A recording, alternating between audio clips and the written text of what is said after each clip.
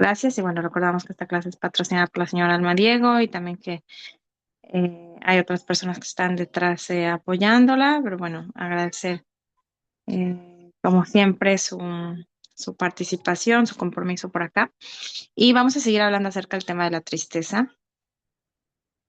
La tristeza es un tema que a todos nos habla, porque todos en algún momento hemos tenido esa emoción. Y no solo eso, sino que estar tristes a veces es lícito, ¿sí? O sea, la tristeza es una manera de procesar algo que la persona está atravesando y que no es fácil de digerirla, ¿no? Hay situaciones que pueden poner a la persona triste. Puede ser una situación social, política, familiar, de pareja, económica, de salud. Hay muchos elementos y muchas situaciones que podrían ponernos en este estado de tristeza. Y digo, es algo que es válido, es algo que inclusive, vamos a decirlo así, es cuerdo ponerse triste ante ciertas circunstancias, porque la otra cuestión sería que la persona fuese indiferente, ¿sí? Que la persona fuese fría, que la persona fuese indiferente, ¿sí? Y que insensible, inclusive, ¿no? Piensen ustedes una situación en la que se hayan visto envueltas y que se hayan percatado, hayan visto o que ustedes mismas se hayan dado cuenta que era una situación que ameritaba un estado de tristeza y no lo hubo, ya sea de ustedes o de alguien a su alrededor, ¿sí? Y eso ya despierta una pregunta, o sea, ¿por qué una persona no está triste ante tal circunstancia? ¿Sí? Puede haber razones, puede ser que la persona lo está reprimiendo y muchas veces la tristeza lo que hace es pues eso, esconderse, ¿no? La persona inconscientemente muchas veces, porque cuando es represión, no es algo que la persona elige reprimir, elige no sentir, sino que inconscientemente es como que la psique, ¿sí?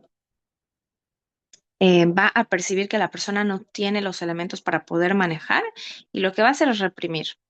Pero la represión, al ser un mecanismo de defensa, a veces lo que va a hacer es que va a complicar esa tristeza, ¿sí? La va a esconder, la va a postergar, pero en determinado momento ese estado va a salir, ¿sí? Y a veces surge con más fuerza, a veces surge con, con complicación, ¿sí? Entonces, estar triste es normal en ciertas circunstancias. Ahora, el dolor también lo es, ¿sí? Una persona que está doliente por una circunstancia es algo que es normal sentir, pero lo que ya no vendría a ser normal es el sufrimiento, ¿sí? Una persona que ya está en un estado de sufrir por una circunstancia. O sea, el dolor es algo pasajero. Piensen cuando alguna vez se sintieron mal físicamente. ¿Y qué pasó ahí? Bueno, duele la cabeza, duele el estómago, duele un músculo, duele una parte del cuerpo, ¿sí? Pero al momento que eso se sana, eso se trata, eso se cura, ese dolor desaparece. O sea, el dolor nos está indicando que hay ahí algo que está causando un problema, ¿sí? Pero también a nivel médico, si el dolor es muy prolongado, si el dolor es agudo, si el dolor es profundo, entonces, ¿qué pasa? Hay que ir al médico. ¿Sí? ¿Por qué? Porque el dolor es signo de que hay algo que está pasando. El dolor no es ya gratis. Y también a nivel emocional. El dolor nos está indicando aquí hay algo que está causando, ¿sí? Este dolor. Pero el dolor se puede ir, ¿sí? Cuando una persona, ¿cómo podríamos decir que no es algo patológico, no es algo problemático? Que la persona puede salir adelante, puede seguir con su vida, ¿sí? Pensémoslo frente a una pérdida. Una persona que pierde a alguien puede estar triste, puede tener esos momentos en el día donde quiere estar solo, quiere desconectarse de la gente, quiere aislarse un poco, pero va a seguir siendo funcional, ¿sí? Por ahí va a pedir un periodo de vacaciones y quizá no va a estar trabajando o va a postergar un poco la vida social, pero va a seguir no de la misma manera, no normalmente como venía haciendo su rutina, pero va a seguir haciendo cosas, ¿sí? va a seguir saliendo a la calle, si tiene que hacer algo, la persona va a seguir conviviendo en la medida de lo posible. Eso para que lo tengan en cuenta respecto de ustedes, pero también respecto de los cercanos a ustedes, ¿sí? En el momento que una persona ya se empieza a aislar y deja de trabajar, ¿sí? Deja de ser funcional, lo que podríamos decir socialmente hablando, ¿sí? Entonces ahí eso ya nos está indicando que la persona no está logrando manejar ese dolor, ya se está convirtiendo en sufrimiento, y esa persona ya no está en una situación de una tristeza normal, sino que eso ya se vuelve un estado melancólico, ¿sí? Y ahora quiero explicar un poco a qué se refiere el tema melancólico. ¿Ustedes me escuchan bien o por ahí veo que alguien escribió que se escucha cortado? ¿Sí? Ok, gracias.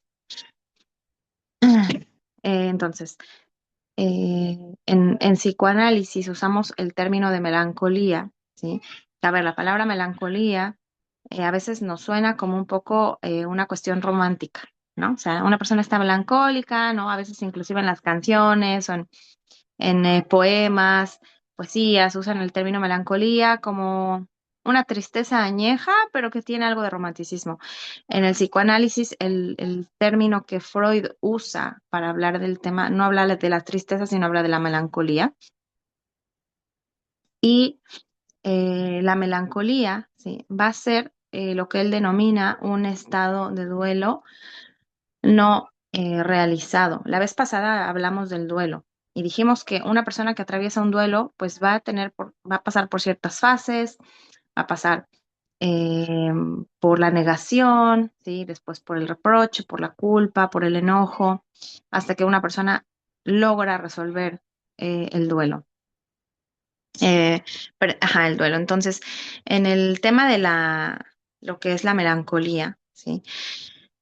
Es un estado donde la persona no logra resolver un duelo, ¿sí? Ahora, acuérdense que el duelo a veces lo asociamos con un tema de pérdida de alguien, pero no necesariamente es la pérdida de una persona. Podemos hacer duelo por muchas cosas. Una persona puede estar en duelo por haber perdido, por ejemplo, un ideal, ¿sí?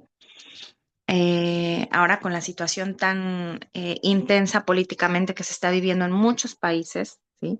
Situación de guerra y de determinadas pues circunstancias, ¿no? Que se está dando en muchos continentes, en muchos lugares. Hay personas que de repente dicen, pero es que no es este el mundo que yo pensaba, ¿no? O el mundo, hay gente que usa esta frase, ¿no? Como el mundo se está yendo para abajo, ¿sí? Es que el mundo está atravesando una situación que es muy crítica y que va hacia la destrucción. Entonces, cuando una persona de repente cae en cuenta de que algo es diferente de lo que consideraba, a veces se puede hacer duelo inclusive por una pareja presente, ¿sí? O sea, una persona está en una relación y estando en una relación, la persona puede estar haciendo duelo por la persona con la que se encuentra. ¿En qué sentido?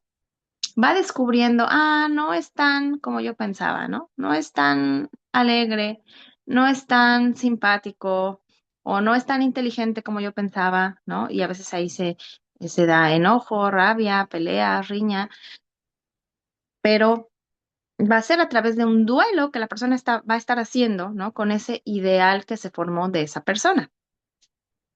Evidentemente también al finalizar una relación o cuando una persona decide termina una relación no solo de pareja, sino una persona que decide alejarse de un familiar, decide cortar lazos, decide poner tierra de por medio con alguien, ¿sí? También hay algo ahí de ese duelo. La persona puede hacer duelo por un trabajo, puede hacer duelo al emigrar, ¿sí? Y al hacer duelo de ese país de procedencia, ¿sí? Hay duelos que la persona, esto también es importante decirlo, porque va a ser diferente cómo la persona va a atravesar el duelo. Hay duelos que la persona elige atravesar, ¿sí? O sea, si la persona es la que elige dejar una relación, hay un poco de más preparación a nivel psíquico. O sea, la persona dice, yo no quiero esto y me muevo de aquí. Puede ser terminar una relación, como recién ahora dije el tema de la migración, irse a otro país.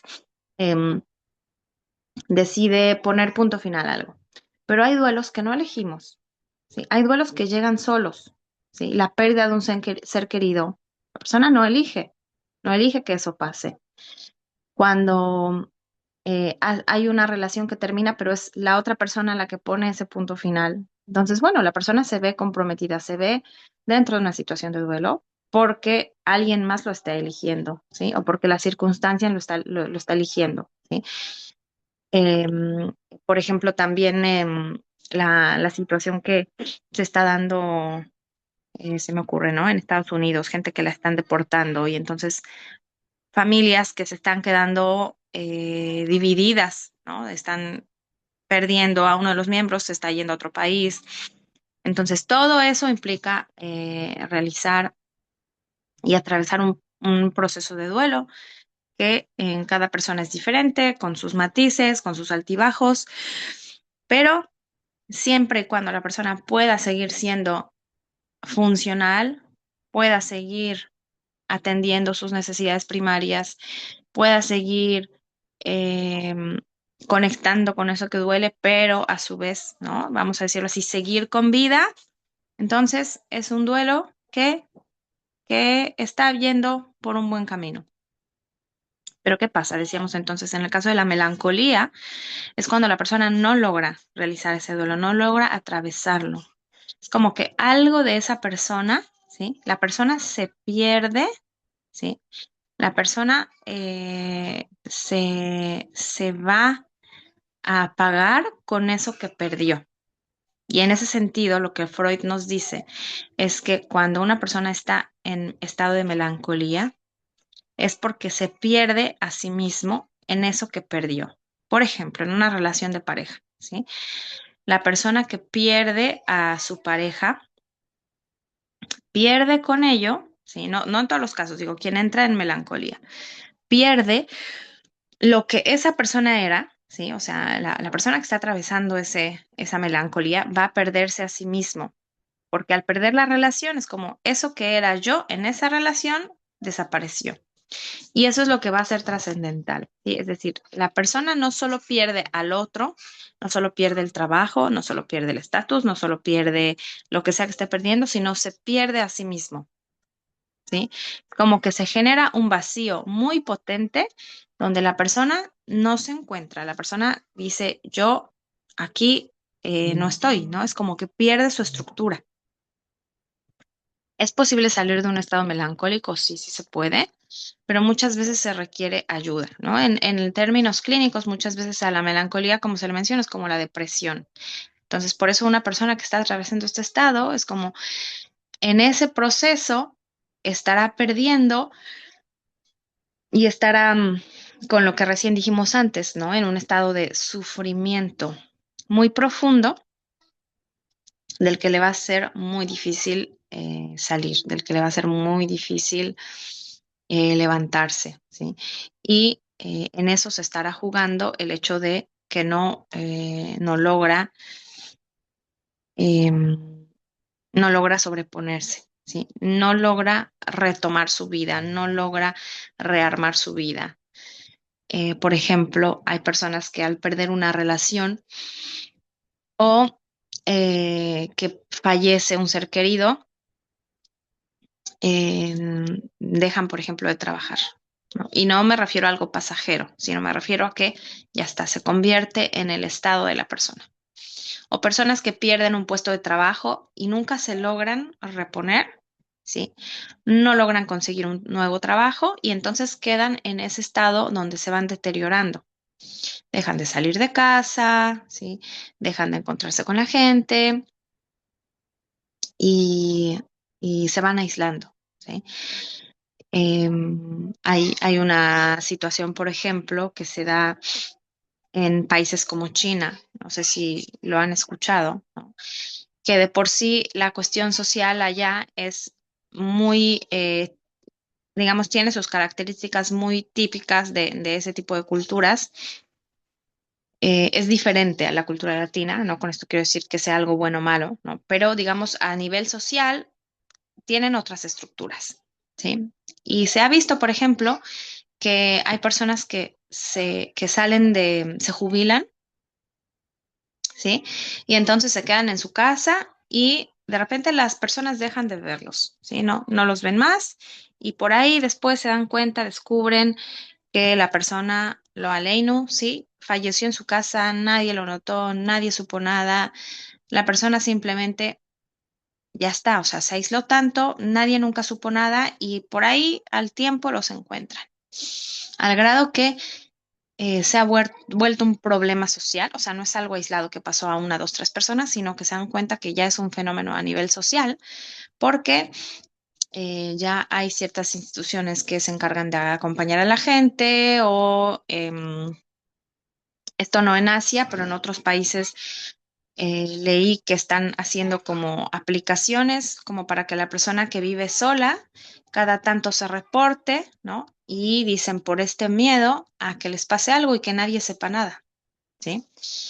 Se ha dado en otros países, pero digo, quizá en esa parte del mundo, por el tema social es un poco más común, ¿sí? O personas que dejan de trabajar y nunca más salen de su casa, o personas que pierden a la pareja, ¿sí? Y entonces, o pierden, tienen la pérdida de un hijo y ellos mismos lo reportan como que nunca se lograron reponer, ¿sí? Ahora fíjense, el hecho de que una pérdida duela, yo les decía, una pérdida puede doler toda la vida, puede doler, puede generar esa sensación, ¿sí? De que algo hace falta, de extrañar, de lamentarlo, ¿sí? Pero la persona logra hacer su vida, logra seguir adelante, logra, vamos a decirlo así, reinventarse, porque no se trata de, ok, ya pasó y ahora sigo con mi vida, ¿no? Eso podría ser en todo caso negación, sino que la pérdida sí que puede transformar algo en la persona. Es decir, la persona va a decir, yo desde que perdí a tal, si tal persona, tal situación, tal cuestión, no soy el mismo, pero se reinventa, se rearma, la persona vuelve a empezar, ¿sí? Y se reconstruye, eso toma tiempo, no es un automático, pero logra un qué hacer con ese dolor que tiene. Ese dolor lo transforma en un motor, ese dolor lo transforma en inspiración, ¿sí? Ese dolor lo lleva a una búsqueda, a veces una búsqueda de identidad, a veces una búsqueda de transformación, a veces una búsqueda de ayudar a otras personas. Y hay muchas cosas que son positivas, que son, vamos a decirlo así, como que de florecer que pueden surgir a través de esa pérdida. O sea, la persona, em, digamos que esa transformación es como que hace algo nuevo, ¿sí? Y florece, florece, da ayuda. Al final termina, vamos a decirlo así, es como que la persona después de una pérdida y cuando esta pérdida logra atravesar, ¿sí? Lo que va a hacer es que va a volverse activa. Con eso que perdió, ¿sí? Va a construir.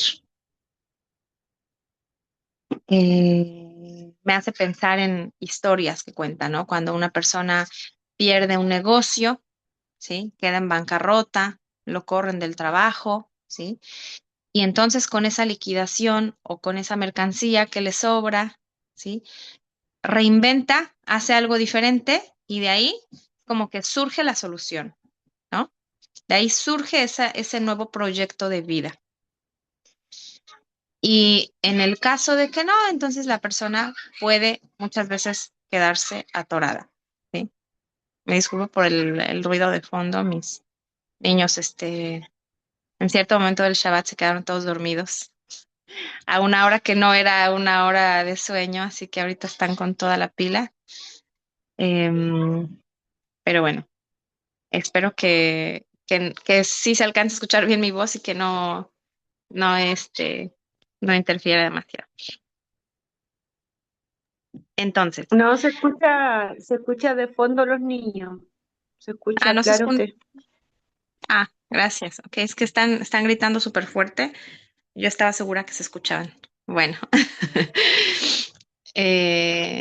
entonces, fíjense cómo el hecho de que cuando una persona logra elaborar y logra atravesar ese estado, entonces se reinventa, decíamos. Y no solo se reinventa, sino también logra hacer cambios para otras personas, trascender a nivel de familia, a nivel laboral, ¿sí? Y logra reconstruir su vida. Obviamente es algo que toma tiempo, obviamente es algo que no es automático, es algo que puede ser un proceso de meses, de años, de tiempo. No hay una regla. Lo importante es que la persona sigue en ese movimiento, ¿sí? No se queda estancada, ¿sí?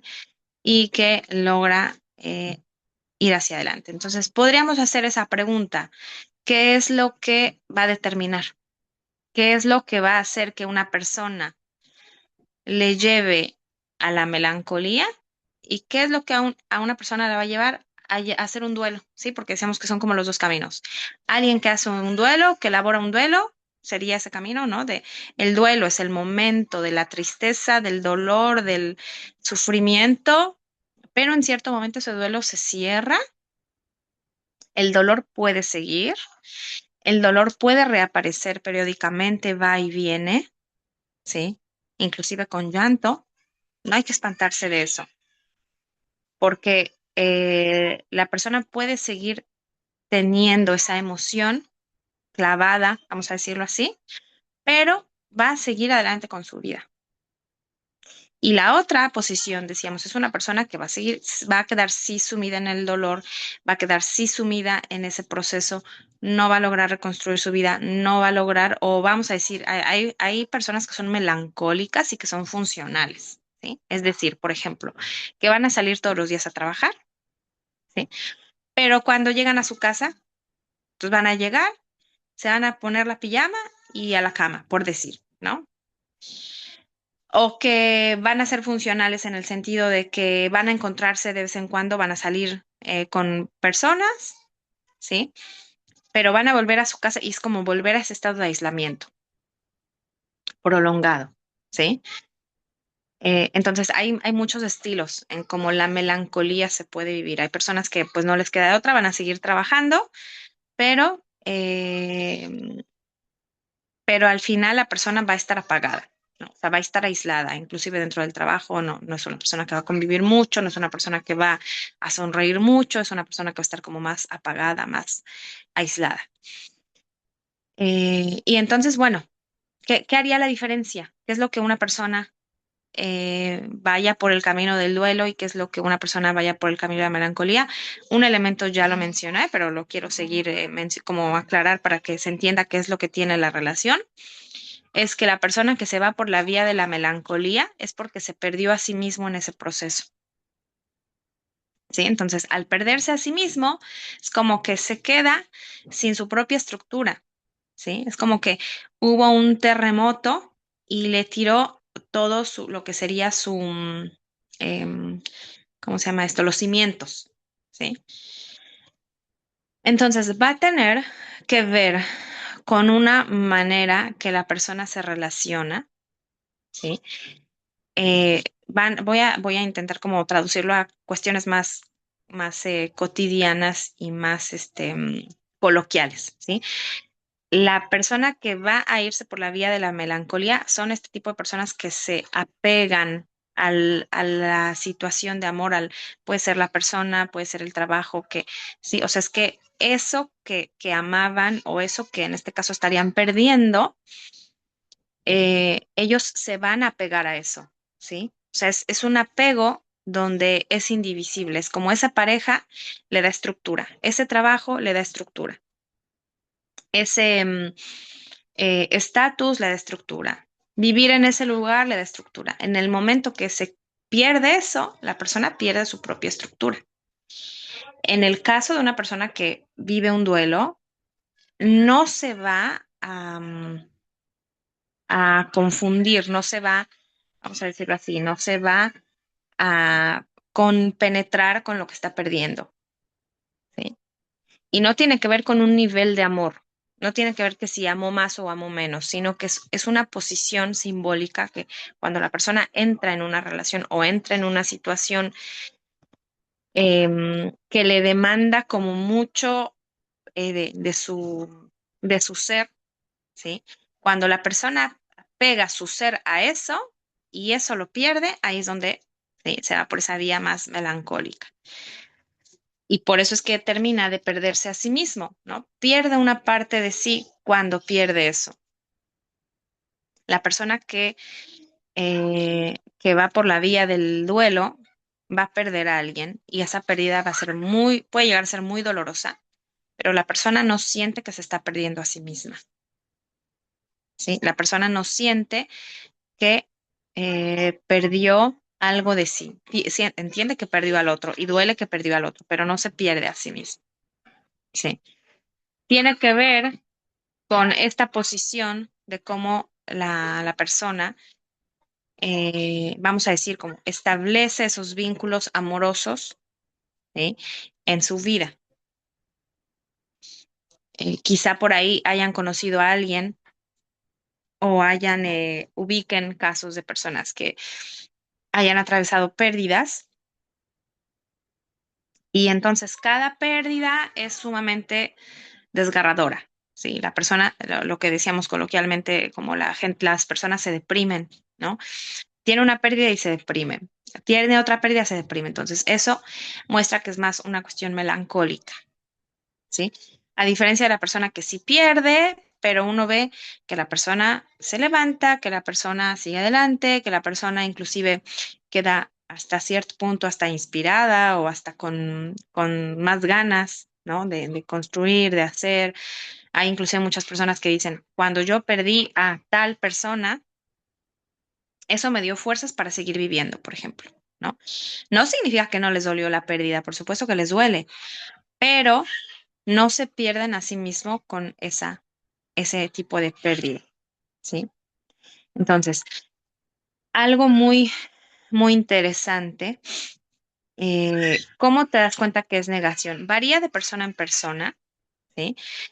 Pero vamos a decir, si al inicio, si en el momento de esa pérdida, la persona se da cuenta que no está experimentando dolor, eso ya es un indicio de que ahí está habiendo algo de represión, ¿sí? Como por ejemplo, las personas que tienen una pérdida y no logran llorar en los primeros días, ¿no? De que pierden a esta persona. Eh, y dicen, bueno, es que no logro llorar, ¿no? A veces así lo expresan, es que no puedo llorar. Que a ver, también hay que tener cuidado porque en base a eso es que también existe la otra versión de que la gente que dice es que llora porque es bueno que llore, ¿no? A lo mejor les ha tocado estar en una situación así, que le dicen a alguien que perdió, le dicen, no, es que tienes que llorar porque eso te ayuda a sacarlo, ¿no? Es una frase como muy, muy común. Pero ¿cuál es el punto? Que no es que la persona reprime, y esto es ¿no? Como lo complejo del asunto, que no es que la persona esté eligiendo no llorar. Por ahí sí, hay algunos que se contienen, pero fíjense, no es lo mismo contenerse que reprimir, porque por ahí sí hay alguien que dice, no, yo no quiero llorar en público, ¿sí? Y entonces lo está conteniendo, tiene las ganas de llorar, pero no lo muestra, ¿no? Puede pasar en todo tipo de situaciones, no solo en la pérdida de alguien, de algo, ¿sí?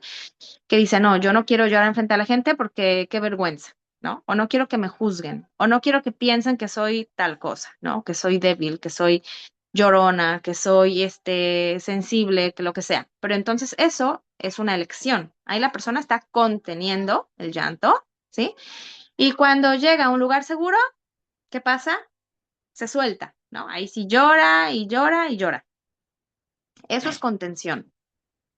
Lo otro es represión. Es la persona que no es que está eligiendo y está diciendo, ahora no voy a llorar, sino es que las lágrimas no salen, ¿sí? El dolor no se externa. Y ojo también, no es que no haya dolor. A veces hay tanto dolor que ese mecanismo de defensa lo que viene es hacer es cuidar a la persona para que no se desmorone y por lo tanto lo va a reprimir, ¿sí? Y ahora, el problema con la represión es que no se sabe cuándo ni cómo va a salir, ¿sí? O sea, puede surgir de muchas maneras, puede surgir a través de una enfermedad, puede surgir a través de una depresión posteriormente, ¿no? Pero ahí, o sea, digamos, lo conflictivo de todo esto es que es una cuestión inconsciente, no es que la persona lo elige, ¿sí? Ahora, otra cosa que yo quería decirles es que en una ocasión estudié un seminario que el psicoanalista que lo dio le puso a este seminario eh, amar, eh, partir, ¿sí? Amar, partir y eh, amar, doler y partir, ¿sí? Que justamente digamos, fue una serie de clases que él hizo, que fue muy interesante, pero al punto punto que quiero compartirles es que él decía que cómo una persona puede aprender, ¿sí? A resolver un duelo, ¿sí? Y entonces, por lo menos en Argentina, no sé si en otros países se suele utilizar este término, pero entonces él decía, la mejor manera de poder atravesar un duelo es duelando, ¿sí? ¿A qué se refiere?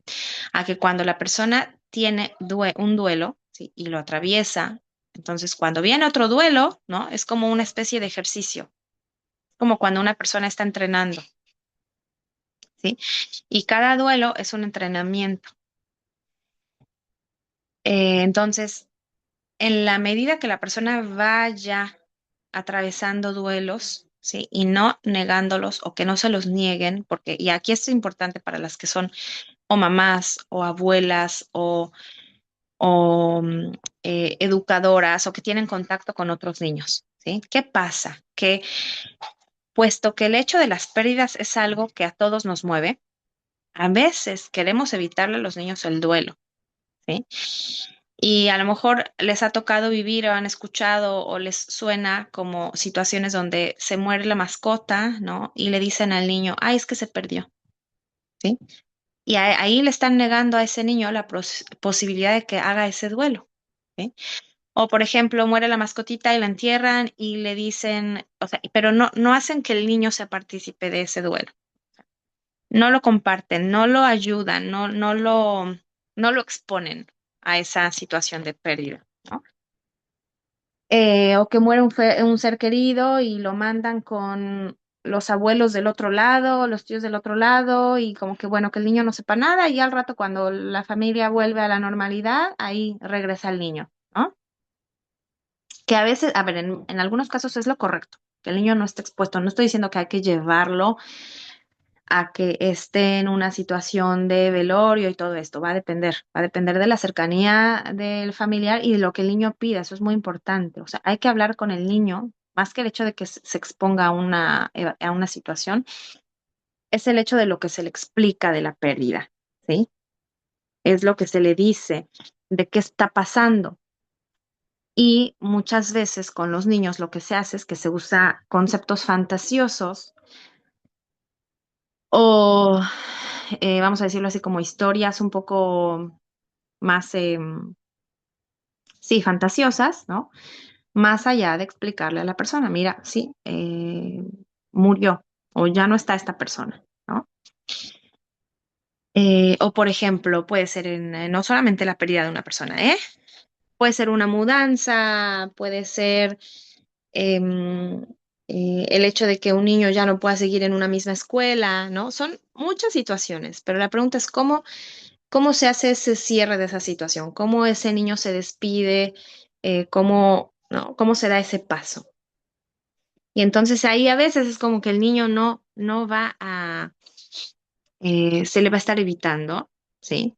Eso puede ser un elemento, no digo que eso determine que una persona vaya a duelar o no vaya a duelar algo, pero va a ser un elemento y es un elemento que es bueno que lo tomen en cuenta para cuando se está en una situación así, ¿no? Cuando hay niños, hay adolescentes, hay jóvenes que hay que facilitarles ese proceso, hay que acompañarles en ese proceso de poder atravesar, ¿no? Hay, por ejemplo, padres que sufren en silencio y que nunca le muestran a sus hijos que ellos también están tristes, ¿no? Entonces pueden estar tristes, llorar, estar en una situación emocional complicada, pero nunca lo van a mostrar frente a sus hijos, ¿no? Entonces, justamente el hecho de mostrar frente a los niños esa vulnerabilidad también es ese mensaje como, mira, ¿no? Es algo que existe, ¿no? O la típica frase que tampoco digo que determine, pero que a veces sí juega un papel importante. Es un elemento más que suma, ¿no? A los niños que no se les deja llorar, ¿no? O que se le dice, es que eres muy llorón, es que eres muy sensible, es que lloras por todo, es que no tienes razones para llorar, ¿no? Y si se dice de vez en cuando, bueno, no, eso no marca. Pero sí es la dinámica de una familia donde aquí no se llora, en esta casa no se llora, o tienes que ser solamente valiente, ¿no? O tienes que todo el tiempo estar alegre.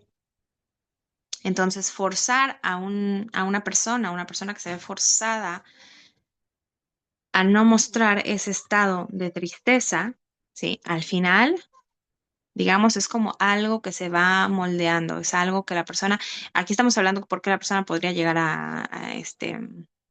en todo caso, a reprimir, ¿sí? O sea, pueden ser algunas versiones, pero acuérdense que cada caso es diferente, cada situación es diferente. Yo doy ejemplos como para un poco poner unas pautas, pero al final, o sea, cada persona que vive su propio dolor y que atraviesa, ya sea un duelo o una melancolía, va a tener sus, vamos a decirlo así, como sus propios ingredientes, ¿no? Cada historia, eh, ajá, pensemos así como ingredientes, ¿no? Cada persona tiene sus propios ingredientes y la manera en la que se va a jugar y se va a construir em, el por qué sí hace duelo o por qué no hace duelo, va a ser muy, muy peculiar de cada caso. Pero el punto es entonces que cuando una persona va atravesando y logra hacer ese duelo, ¿no? Entonces es como cuando viene otro duelo, es como que tiene un poco de más elementos para el siguiente duelo y así sucesivamente. Y repito que no estamos hablando aquí de pérdidas que son extremas y muy significativas. O sea, puede ser desde el hecho, fíjense cómo hay personas inclusive que no saben perder, por ejemplo, en el juego, ¿sí? Juegan un juego de mesa y se frustran mucho, y pueden ser adultos, ¿eh? Pueden ser adultos y se frustran mucho por perder en el juego, ¿sí? O la típica escena de jugadores de fútbol o jugadores de básquetbol o de algún deporte y ya la competencia, ¿no? Les pone muy, muy nerviosos y cuando pierden en un juego, ¿no? Hay personas que inclusive sí llegan a un estado de tristeza profunda, ¿no? De cómo es que perdí, cómo es que no logré, cómo es que no di el ancho, que no pude, etcétera. Entonces, es en cierto punto, ¿no? Es saber perder, que la persona sepa perder, ¿sí? Hay otro ejemplo que también puede ser como para observarlo, ¿no? Personas que no saben perder en el sentido cuando algo se les pierde, ¿sí? Hay personas que se ponen muy nerviosas cuando no saben dónde dejaron, y puede ser cualquier cosa, ¿eh? No estoy hablando aquí de que sea algo de valor, ¿no? Pero se ponen muy nerviosas porque no encuentran, por ejemplo, ¿no? La pareja del calcetín, ¿no? Y ya revolvieron todos los cajones y ya buscaron en la lavadora, y ya buscaron, ¿no? Todos los rincones, o se les perdió una tapa de un recipiente, ¿no? Y dice, ¿dónde dejó que de la tapa? ¿Dónde dejé la tapa? Y se ponen a buscar y, ¿no? Eh, y les pone muy nervioso el hecho de, fíjense, cómo es algo simbólico, ¿no? El hecho de perder algo, ¿sí? Entonces son cosas que a nivel simbólico se están jugando y se están simbolizando y se están atravesando. Eh, Ahora les voy a dar tiempo para preguntas, unos minutos más y ahora sí les pongo atención. Creo que escribieron ahí algunas preguntas y también si alguna quiere participar. Entonces, bueno, solo para ir cerrando, para que entendamos que el tema de la tristeza va más allá, ¿no? De lo que podremos conocer como ese estado que la persona atraviesa, donde tiene este malestar y este vacío, ¿no? Decíamos que es algo que es normal, que es válido sentirlo, pero hay momentos donde la tristeza se complica, ¿sí? Hay momentos donde la tristeza puede ser una cuestión de duelo, que va a llevar más tiempo, y puede ser que sea melancólico, que a veces la persona se queda instaurado en esa melancolía, ¿sí? Y otra cosa, de otro elemento que tiene mucho que ver con el tema el duelo y la melancolía, decíamos, es el tema de la pérdida, ¿sí? Pero cuando yo les decía que una persona no sabe perder en un juego o que no le gusta o no, o le pone mal perder cosas, es porque en realidad lo que es una pérdida, ¿sí? Es el hecho de perder algo, ¿sí? O sea, y aquí la pregunta que dejaríamos, ¿no? Es, ¿qué es lo que pierdo cuando pierdo, ¿no? Hay de pérdidas a pérdidas, por supuesto, ¿no? Pero ¿qué es lo que la persona pierde en esa pérdida?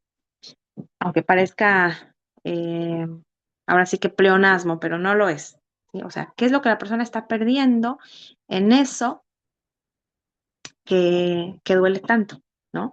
Porque a veces, fíjense, ni siquiera es la pérdida de la cosa en sí, sino lo que se pierde debajo de, ¿no? Lo que hay oculto y, y que en ese sentido, pues a veces eso también va a determinar hasta dónde se complica el tema de atravesar esa pérdida o no atravesarla, hasta dónde la persona va a poder elaborarlo, hasta dónde le va a ser más difícil, hasta dónde tiene compañía para poder atravesar esa pérdida, hasta dónde está sola, o no porque esté sola, sino porque no se permite ser ayudada, ¿no? Hay diferentes circunstancias, hay personas que digamos, les cuesta atravesar un duelo porque se aíslan, ¿sí? Porque no quieren o sienten que nada les puede ayudar, ¿sí? Y entonces se quedan solas y no buscan ayuda y no quieren.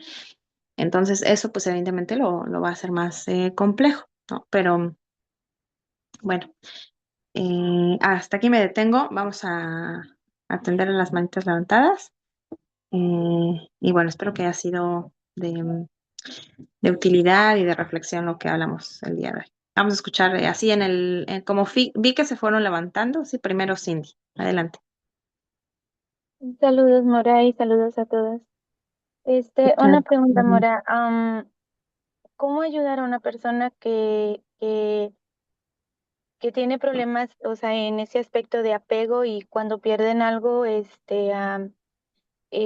no sé cómo ayudarle? O sea, cómo ayudar a este tipo de personas. Sé que tienen que, como decir, yo tuve pérdidas y quería mi espacio sola, no quería ver a nadie. Entonces, pero ya después de ahí, ya como que ya entra uno como en, en esa realidad, ¿no? De que tienes hijos, o que tienes a alguien y que tienes que luchar por ellos, pero como por decir, a una persona que aun cuando pasa ese tiempo, todavía está aferrada ahí, cómo ayudarle, cómo hacerle. Sí, es muy buena pregunta y no hay una respuesta específica porque más bien va a variar de la persona, ¿no? Y ahí también va a depender, o sea, hasta cuánto conocemos a la persona, que es como ser capaz de llevar el ritmo de la persona. Porque, como bien dijo usted, o sea, a veces la persona cuando está en esa situación quiere aislarse, no quiere ver a nadie, ¿no? Y si hay alguien que le está llamando todos los días y todos los días, ¿no? Y con esta intención de ayudar, quizá hasta es molesta, ¿no? Entonces, es importante escuchar al otro, pero, o sea, cómo quiere ser ayudado, pero también, por otro lado, no soltarlo. Porque a veces cuando una persona está atravesando una situación difícil y hay alguien cercano que lo percibe, digámoslo así, a veces la persona como no sabe cómo ayudarlo, no es como dice, bueno, yo sé que quiero su espacio y lo suelta. Entonces la idea es no soltarlo, ¿sí? Hacerle saber que se está ahí, pero también escuchar de qué manera, o sea, en lo poco que la persona puede elaborar, lo poco, cuando la persona sabe que el interés que se tiene por él es genuino, por ahí es un poco más fácil. Y usted me hizo pensar en un libro que hace poquito leí, es un libro para niños, ¿sí? Pero me pareció muy lindo porque era un niño que, ahora no me acuerdo bien qué es lo que le pasó, pero algo, estaba triste el niño, ¿no? Algo le había, a ver si me acuerdo cómo continúa o sea, el inicio de lo que pasó. Pero entonces empiezan a llegar animales, ¿no? Y le dicen, ¿estás triste? Creo que era un globo que se le había reventado, ¿sí? Entonces llega un animalito y le dice, ¿por qué estás triste? ¿No? Entonces le dice, ¿quieres que juntos, por ejemplo, le dice, ¿quieres que juntos hagamos, ¿no? Y cada animal le va dando una solución. ¿Quieres que llega el león y le dice, ¿quieres que juntos gritemos? ¿No? Y entonces el niño no se mueve, no se inmuta como que nadie, ¿no? Llega la serpiente y le dice, ¿quieres que le ponchemos su balón a otro niño? ¿No? Y así cada animal viene y le da su propia propuesta. Y al final, el último animalito que llega dice que llega y se sienta al lado de él, ¿no? Y no dice nada, y no dice nada, y no dice nada, y en cierto momento ya se empieza a dar el diálogo. Y entonces al final hacen todas las propuestas, ¿no? Que habían dado los animalitos anteriores, como primero gritó, y luego lloró, y luego se enojó, y luego fue e hizo, no sé, cada una de las cuestiones. Y sí, entonces se sintió mejor. Entonces, a veces cada persona tiene su propio proceso, pero lo importante es que sepa que hay alguien que está ahí y que no lo está juzgando, ¿sí? Y que no lo está soltando en ese proceso. Y en determinado momento la persona decide hablar, decide abrirse, decide buscar, decide utilizar ese vínculo. Entonces eso es paciencia y compañía, sin juzgar. En eso lo podría resumir. Muchas Espero que le haya... gracias. Sí, hermoso. Gracias, sí. Voy a tomarlo en cuenta y Bueno, así lo voy a hacer. Gracias.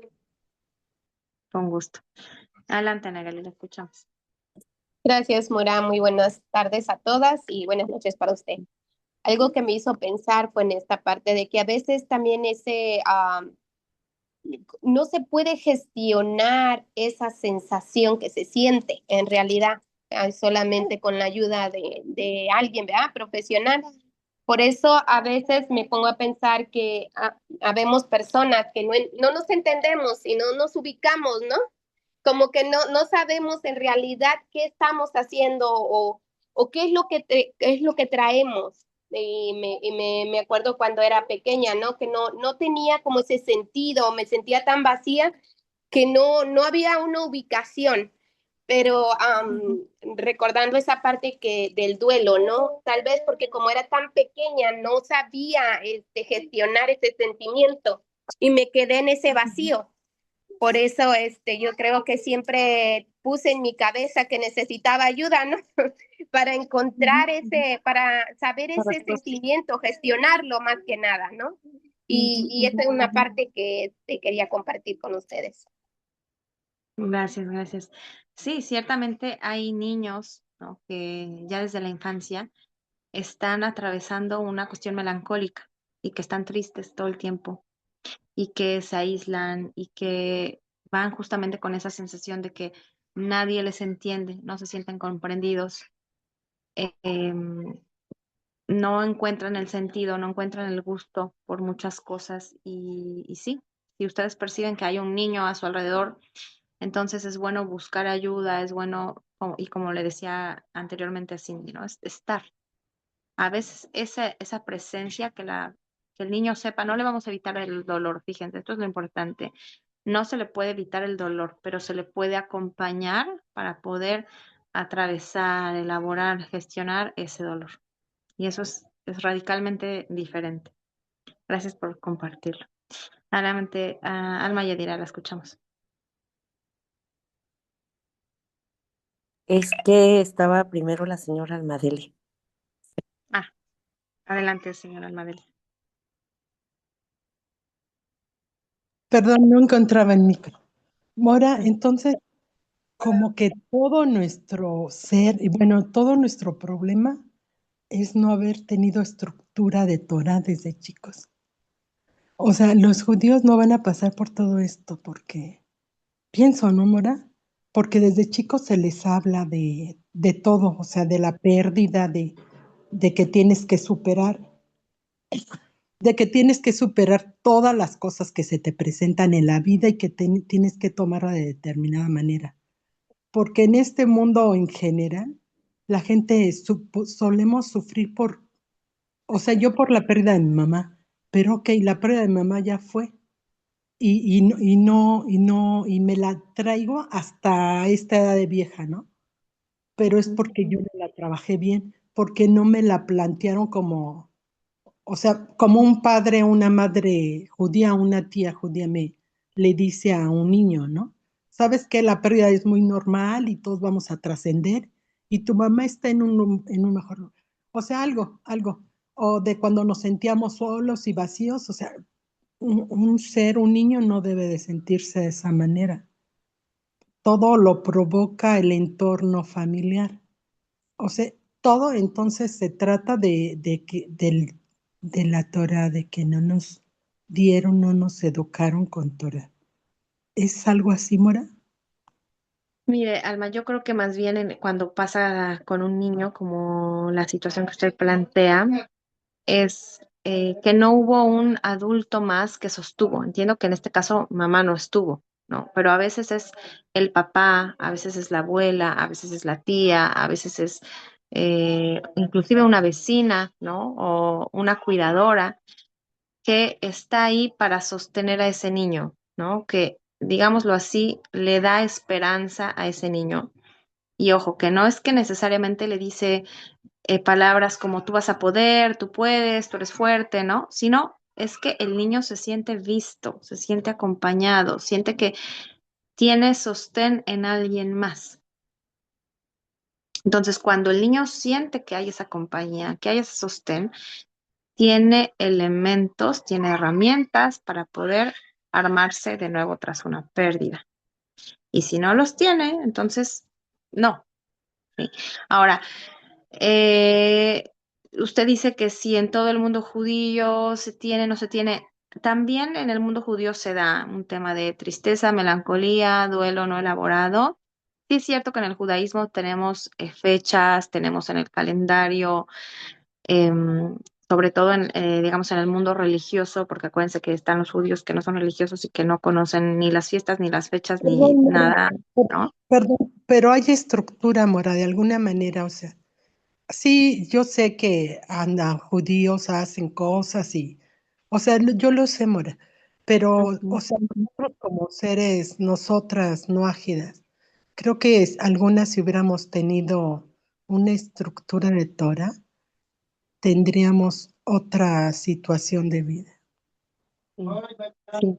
Y también se me ocurre, ¿no? Este ejemplo que es relativamente fresco, digámoslo así, que justamente personas que atravesaron la Segunda Guerra Mundial, ¿no? Estuvieron las personas que salieron de los campos y buscaron casarse, ¿no? Buscaron tener hijos, rehicieron su vida, eh, construyeron familias, ¿no? Y hoy en día, bueno, ya esa familia creció y creció porque hay una frase que es muy judía y dicen que la mejor venganza es tener hijos. Entonces, bueno, tuvieron 10 hijos y ya 100 nietos y así siguen sembrando descendientes.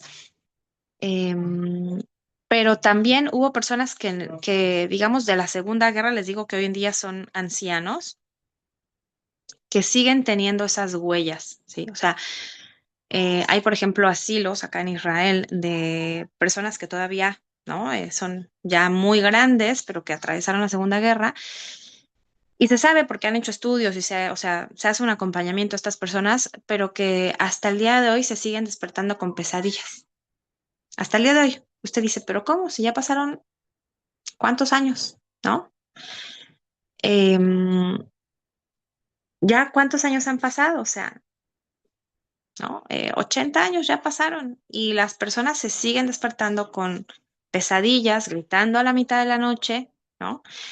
Porque hay situaciones traumáticas, digamos que la persona no va a lograr deshacerse de ellas. Y sobre todo cuando una persona está durmiendo, bueno, ahí hay, o sea, la conciencia, digámoslo así, o el control se pierde, ¿no? En el sueño, la persona sueña lo que realmente se está jugando ahí, su conflicto. Y hay cosas que siguen arrastrando, ¿sí? Gente que es acumuladora justamente de la Segunda Guerra, porque pues el hecho de que no tenían nada y no tuvieron que comer, y entonces hay cosas que tienen los judíos de épocas, pero digamos que sí, a nivel de pueblo, hay ciertos rituales, hay ciertos elementos que pueden ayudar a facilitar, ¿no? El atravesar un duelo. Bueno, gracias por su comentario, Alma Delia. Vamos a escuchar a Alma Yadira.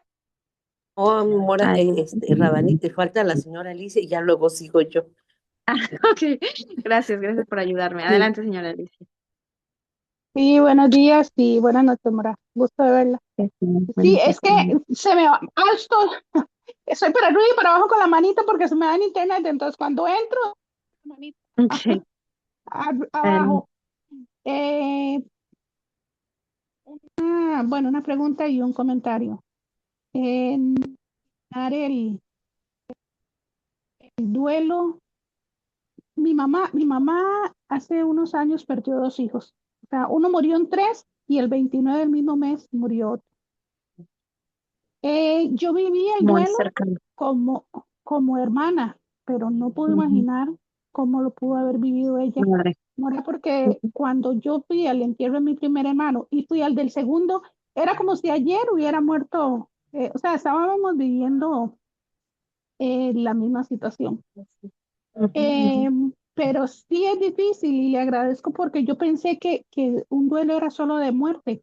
Yo no sabía que era de amistad o de cuando una niña rompe con su novio o viceversa. Entonces, Sí, te sí. agradezco esa aclaración. Ahora, tengo una pregunta. Hace como 22 días, cerca de aquí de mi barrio, una niña de no menos de 12 años, hasta ahora sé que ella era lastimada por su familia, más que todo por su mamá. Y ella dijo, voy a ir a suicidarme a ver cómo se siente. Y no le hicieron caso. Creyeron que era una cosa de niños y ella fue y se ahorcó. Y mi pregunta es esta. Yo pasé por ahí y oí como si estuviera en una fiesta de 15 años o un cumpleaños o yo no, o sea, a mí no puedo entender eso de que no haya duelo en esa casa. Mi pregunta es esta, ¿puedo yo rezar y elevar el alma de esa niña?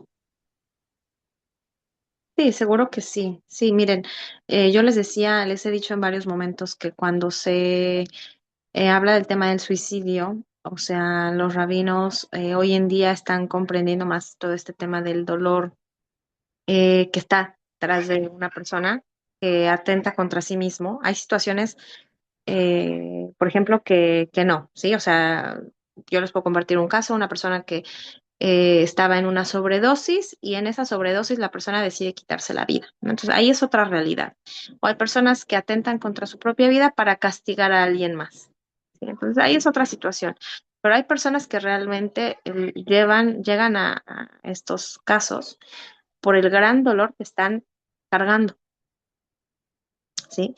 Y ahí hoy en día los rabinos dicen que se considera como una persona que murió por una enfermedad que no logró curar, ¿sí? Por diversas razones, porque no recibió ayuda, porque no buscó ayuda, mucho que puede estar en juego.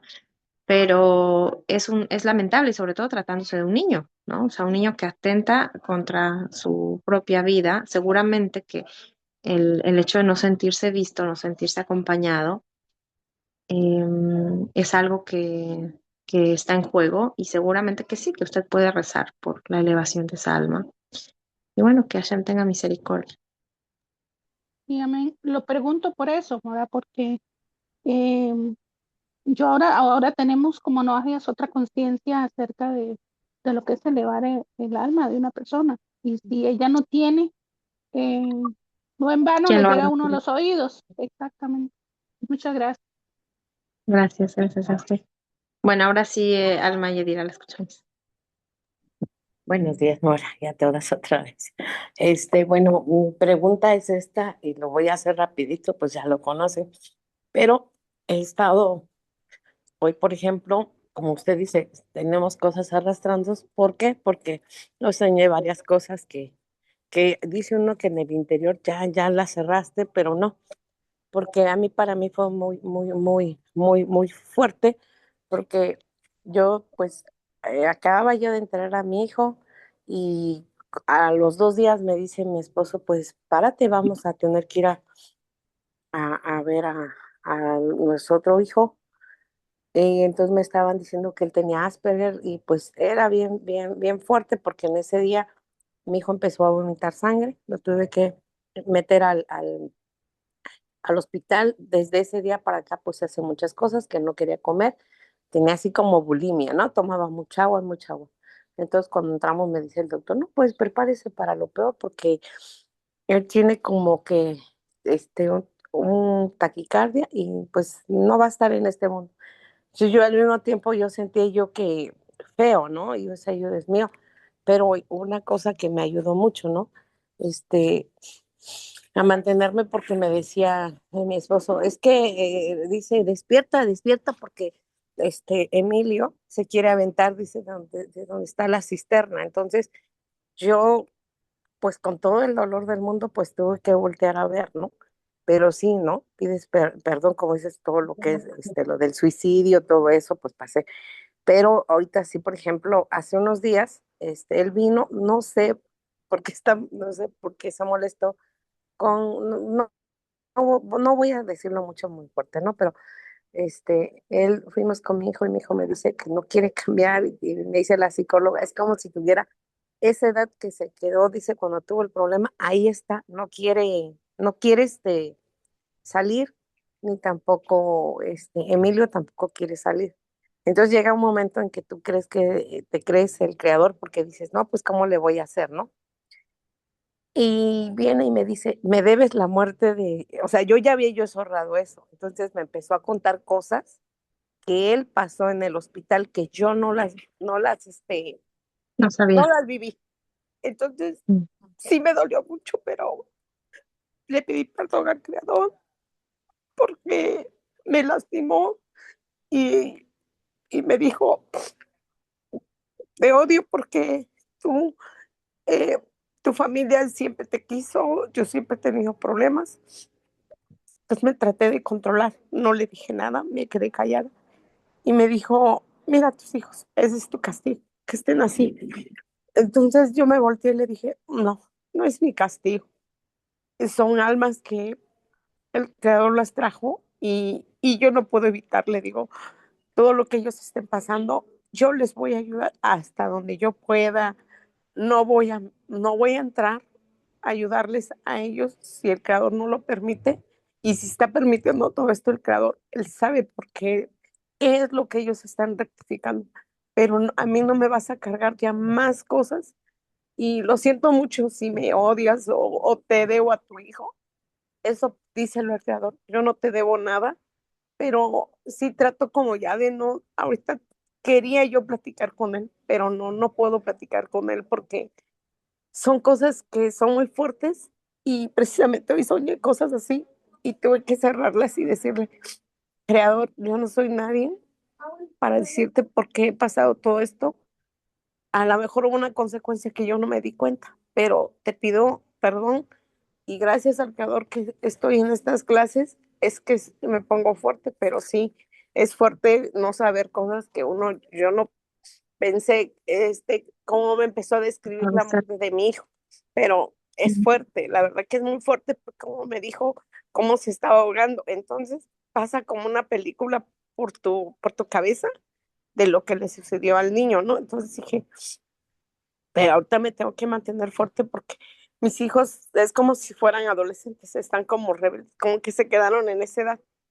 Entonces, pues mil disculpas, ¿no? Porque siempre agarro el grupo como apoyo, pero pues así las cosas y en Shabbat no debo de llorar, pido perdón, pero a veces uno es humano y pues no lo digo como para lástima, ¿no? Sino para pensar que tiene como 13 años que partió, pero sí me dolió saber hoy, en este día, todo lo que le sucedió. Gracias por grabar y a todas. ¿Qué tal, Alma? Bueno, gracias por compartir y seguramente que el dolor que usted siente por la situación de sus hijos, por el tema de la pérdida, bueno, es algo que solamente usted sabe la intensidad, todo lo que ha tenido que atravesar, ¿no? Por esa situación y hasta el día de hoy, ¿no? De estar con sus hijos, pues justamente como aclarábamos, a veces hay duelos que se prolongan porque, por ejemplo, cuando hay una enfermedad, ¿no? O sea, todo el tiempo que esa situación está presente, es un duelo que sigue ahí, ¿no? Que está fresco, que está ahí. Entonces, qué bueno que puedo utilizar este espacio un poco para compartir y para elaborar eso que atraviesa, que no es fácil. Y bueno, que el Eterno le reconforte, le dé fuerza, Besrat Hashem. Y le mandamos un abrazo muy fuerte. Bueno, vamos a escuchar a Shulamit y con este comentario terminamos por el día de hoy. Sí, yo sé que hay más preguntas y que hay más comentarios, pero entonces seguimos la siguiente. ¿Les parece? Por ahora terminamos con Shulamit y adelante, Shulamit, la escuchamos. Shalom, feliz séptimo. Un abrazo enorme para la mamita y su pérdida y que pueda superarlo. Pronto, que el Eterno le dé mucha fortaleza y sabiduría. Rabaní, todo lo que usted ha comentado es una película, como alguien dijo ahí. Yo he oído todo lo que usted ha mencionado. Yo tuve una infancia dura, entonces tuve que criarme básicamente sin padre, o sea, tenía padres, pero no cumplían su rol. Entonces, básicamente yo me he hecho gracias al Eterno, gracias a Dios estoy aquí. Después, yo tengo el papá de mis hijos, el cual tenía problemas mentales y con él tuve 2 hijos, entonces me tuve que separar eh, por vida, por sobrevivencia y tomé la decisión de alejarme de toda la familia, digamos, que es la que yo supuestamente tenía, que me di cuenta de que nunca me fueron a golpear la puerta para saber si mi hijo necesitaba leche y era una gran familia y yo soy la mayor de esa familia y yo era como el centro pero yo era el centro de retención de energía, porque cuando yo necesité, no, ahí me di cuenta que ahí no servía. No, no, Entonces, exacto. Entonces, me fui de la capital en el 2012, llevo 13 años, me fui de la familia, entonces ahí ya, o sea, ya llevo como 3 duelos, usted más o menos lo ha contado en todas las cosas que... Y bueno, yo feliz porque me vine con lo que yo sentí que me correspondía y que tampoco nadie más lo iba a hacer. Entonces fui papá, mamá y familia, todo para mis hijos. Entonces era como lo que yo tenía y le di gracias al Eterno porque estuve en un lugar, digamos que en el sur, donde pude criar a mis hijos tranquilos, donde ellos podían desenvolverse bien y todo, con su dolor, sí, porque ellos siempre quisieron visitas del papá y el papá los dejaba vestidos y no aparecía. Entonces, todas esas cosas tuve que yo vivirlas con ellos. Y bueno, cuando nosotros llegamos acá, yo lo primero que hice fue meter a los chicos a los psicólogos. Cada uno tenía su psicólogo. Después que me separé del papá y llegamos acá por muchas cosas, y entonces, bueno, pero yo nunca me metí al psicólogo porque yo era la mamá. Entonces, yo tenía que ir como apoderado de ellos, de a mis hijos del psicólogo. Y así anduve. Y eh,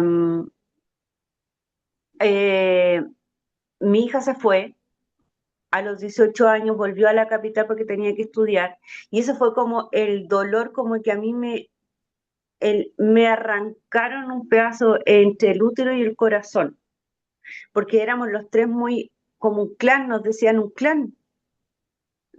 Yo siempre les dije, nosotros somos como una mesa de 4 patas, pero tiene que funcionar con 3, porque éramos los tres. Entonces se fue ella y quedé con el chico que tenía 12 años, mi hijo, y fue un dolor enorme. Ahí tiene otra, está bueno.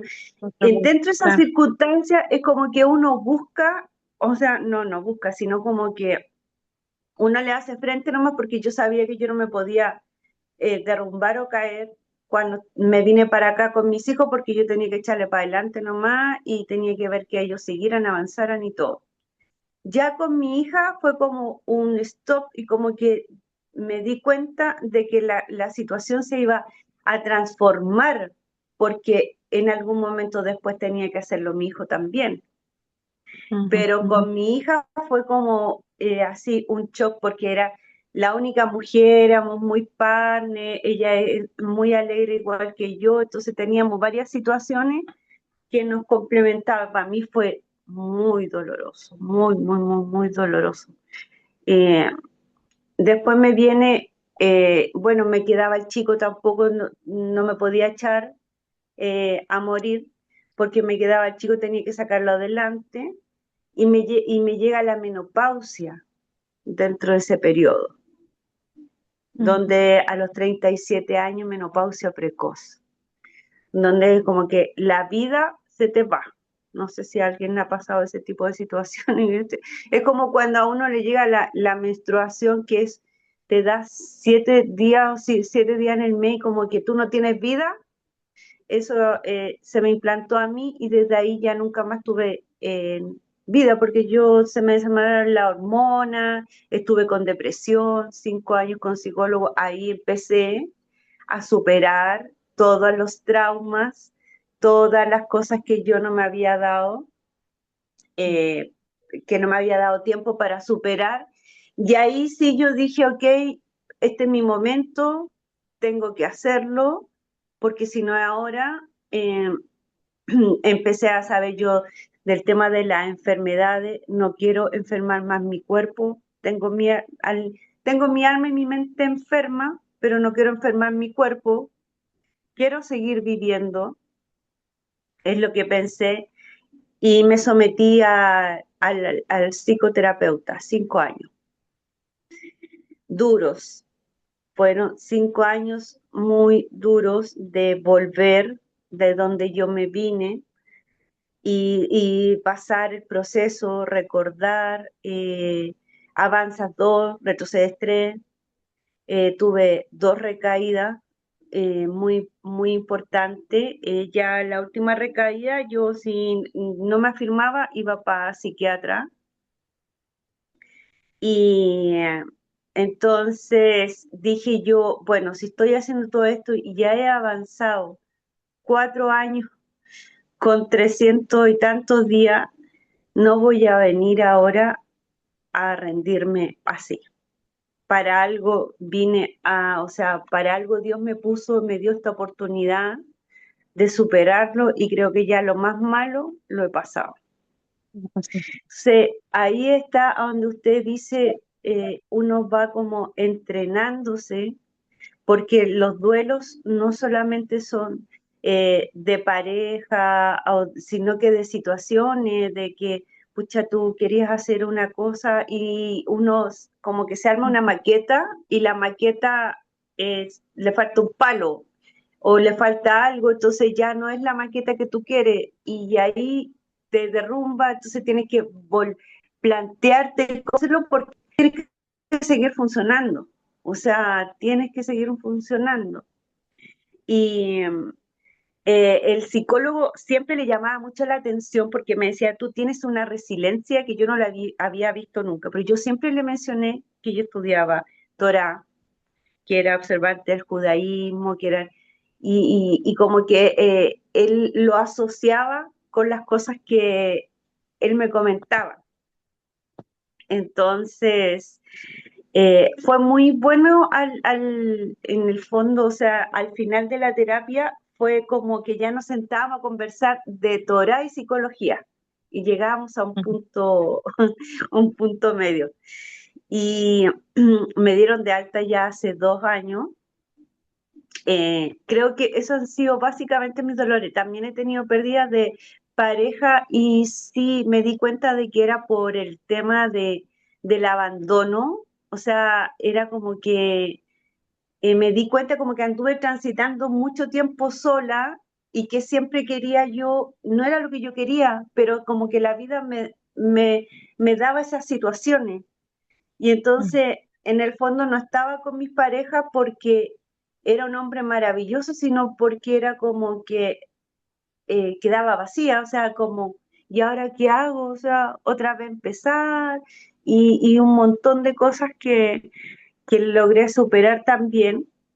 Y actualmente mi hijo cumplió 18 años el año pasado, creo que en la otra sesión lo hablé, que tenía problemas con él porque hombre adolescente, entonces empezaron a revolucionarse la hormona y ya que quería pololear, o sea, aquí se llama pololeo el noviazgo. Bien, pareja. Entonces, sí, entonces él empezó a ponerse rebelde hasta que llamó a la hermana para la que viniera a buscar porque yo ya lo tenía supuestamente desquiciado, porque yo no le permitía a él hacer lo que él quería.